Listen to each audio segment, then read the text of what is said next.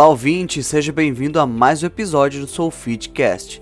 Hoje iremos para o 6º episódio com o tema Indicadores em geral para a frota pesada, em continuação da série Frota Pesada em Foco, com Jade Souza, consultor em frota pesada, e Micael Duarte, Head de Inovações, ambos da SoulFit.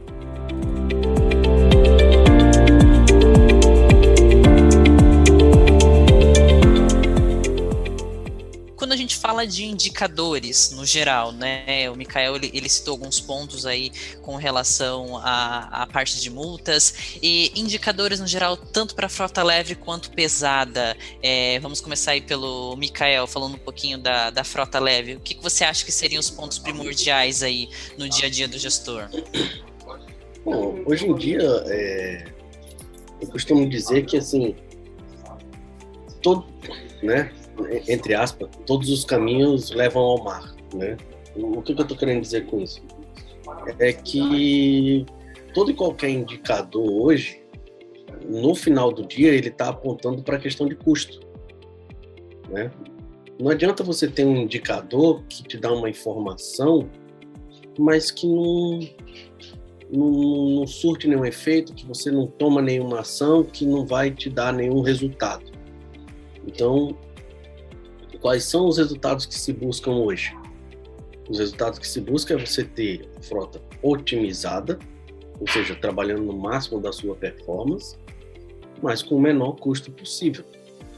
Então, quando eu tenho um indicador lá de qual os veículos que eu tenho, qual seria o melhor veículo, não é só o fato de ser, por exemplo, o que tem maior capacidade de carga, ou que tem melhor velocidade, ou que tem o menor consumo de combustível, né? Não é só isso.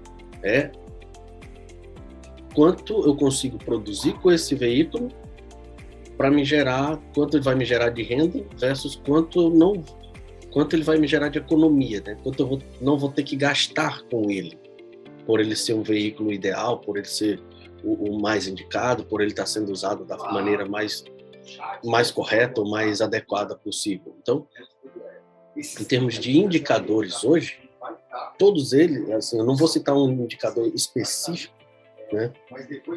Talvez o Jade tenha algum indicador mais específico, mas assim, eu não quero fechar só nisso, porque senão eu teria que me lembrar de tudo o que, digamos assim, leva à redução de custo. Então, eu teria que falar que o combustível é um indicador, o pneu é um indicador, manutenção é um indicador, mas como o combustível é um indicador? E aí a gente volta justamente naqueles detalhes de tudo que a gente já falou até agora durante esse podcast, né? É a questão de usar ele da melhor forma, a questão da rota, a questão do peso da carga, né? Da distribuição, enfim, do motorista, mas é também a questão está sendo utilizado fora do horário de expediente ou dentro do horário de expediente, né?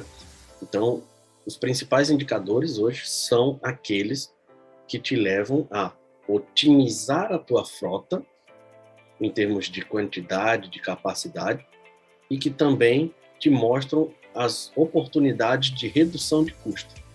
São esses dois indicadores, e aí, claro, dentro de cada um deles você vai sair tratando cada um desses itens que a gente acabou de falar. Perfeito. E quando a gente fala de frota pesada, Jades? Certo. O que o Micael falou agora, na verdade, é uma verdade, né? A gente não pode levar em consideração somente o indicador. E não existe uma fórmula mágica que, por exemplo, o sistema vai lá e diga, olha, esse é o melhor carro. Ele te dá uma noção geral. Mas o que o SoulFit pode fazer com que você determine quais são os melhores carros, ou quais os que têm uma rentabilidade maior, um custo menor e vice-versa, né? Primeiro, a gente tem que ter a forma da avaliação dos veículos. Antes de dizer os indicadores, eu tenho que dizer o seguinte: se eu tenho uma frota variada dentro do Brasil, ou dentro da América do Sul, né, eu tenho que levar em consideração primeiro a região onde que ele atua. Baseado nisso, eu pego o relatório. Dentro do relatório, eu consigo pegar, vamos dizer assim, as margens que podem me mostrar que aquele carro realmente está tendo um desempenho excelente. Quais são eles? Por exemplo, na parte de abastecimento, eu tenho que ter um relatório de consumo médio do carro, versus aquilo que ele faz versus aquilo que ele deveria fazer. E isso percentualmente eu vejo, então, quanto eu deixo de economizar, que é a economia potencial.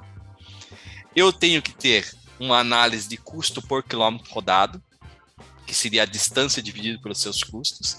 Isso em cada tópico, manutenção, abastecimento e no geral, e pneus também. Eu tenho que ter um relatório de índice de troca de peça versus tempo de vida útil versus garantia, para que eu consiga determinar qual o fluxo de troca de peças, qual que está tendo incidência em cima disso.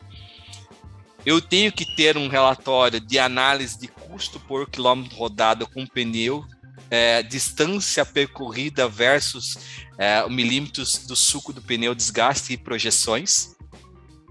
Eu tenho que ter um relatório com controle de calibragem, controle de rodízio, para ver qual que é a incidência dessas trocas. Eu tenho que ter um relatório de um custo geral, onde eu tenho todo o custo do carro, mais o que eu paguei, quanto que ele vale, para ver se vale a pena trocar de carro. Isso eu venho falando muito em outras situações que me perguntam, quando é o momento de trocar o carro? Eu troco meu carro, meu caminhão a cada 3 anos, 5 anos, 10 anos. Não existe essa forma, a não ser que seja um contrato, né, que está previsto que você tenha que trocar com uma determinada idade, mas se não existe esse tipo de coisa, não vai por essa que, porque ele vou perder valor. Eu tenho que saber hoje qual que é o custo que ele está me tendo até hoje, qual o valor que ele, quando eu investir, para comparar com o valor que eu vou comprar um outro caminhão para ver se vale a pena ou não. Às vezes nem sempre o mais velho tem que ser trocado, né? Ele pode ficar mais tempo. Isso traz os indicadores do custo dele, você sabe qual que é o valor de compra dele, você sabe quanto que você gastou na vida dele dentro do sistema. Eu consigo ter uma curva de produção de peça, onde eu determino a quilometragem que ela está sendo trocada para ver o ponto máximo, que é o ponto A, e quanto é o ponto de caída, para ver quanto que ele está caindo, qual a quilometragem que está caindo, a incidência de troca de peça. Com isso eu consigo determinar, às vezes, a manutenção preventiva para aquele caminhão. Não pode ser aquela quilometragem que o fabricante disse. Por quê? Porque é um caminhão, às vezes, mais velho. É um caminhão que ou ele é novo, mas ele trabalha num esforço maior. Tem clientes que trabalham 8 horas por dia, tem clientes que trabalham 24 horas por dia. 3 motoristas, 4 motoristas. Isso falando em caminhões, máquinas pesadas, que a Sulfit também trabalha. Então, esse esforço, o tempo de vida dele em dias é menor, porque as horas trabalhadas são maiores. E o Sulfit consegue determinar essa quilometragem ou essa hora trabalhada dessa peça e ter até uma projeção, que é o SPMV. Isso, SPMV, que ele determina o tempo médio previsto com aquilo que rodou até agora, mais aquilo que está projetando pela quilometragem ou a hora trabalhada. Então vocês viram que até agora eu já citei vários indicadores, porque esses indicadores, todos eles têm que ser analisados. E mesmo analisando eles dessa forma, ainda tem que tirar essas situações. Trabalha 8 horas, trabalha 24 horas, está em qual região do Brasil, quantos motoristas passam por ele. Mas é muita coisa já. Sim, mas o Sulfit traz quem estava com o carro. Sabe até quem estava com o carro quando estragou determinada peça. Até para ver se essa variável daquele caminhão, ele se danificou aquela peça, mas sempre estava na mão daquele motorista. Então o problema não era o caminhão, o problema não era a rota, o problema não era o pneu, e nesse caso o problema era a condução do motorista. Então eu tenho que usar todos esses indicadores para fazer uma análise, para determinar qual que é a minha solução em questão de custos. Depois disso, mas e o lucro? A minha margem de lucro? Aí eu tenho a viagem. Quem trabalha com viagem, eu consigo determinar qual é o meu faturamento através de viagens dentro do Sulfit. Consequentemente, se eu tenho meu faturamento, eu tenho meu custo, pelo menos uma conta daquilo que eu faturo com aquilo que eu gasto, eu já tenho. já sei quanto que me sobrou percentualmente em valores. Ah, mas e por que um sobrou mais e um sobrou menos?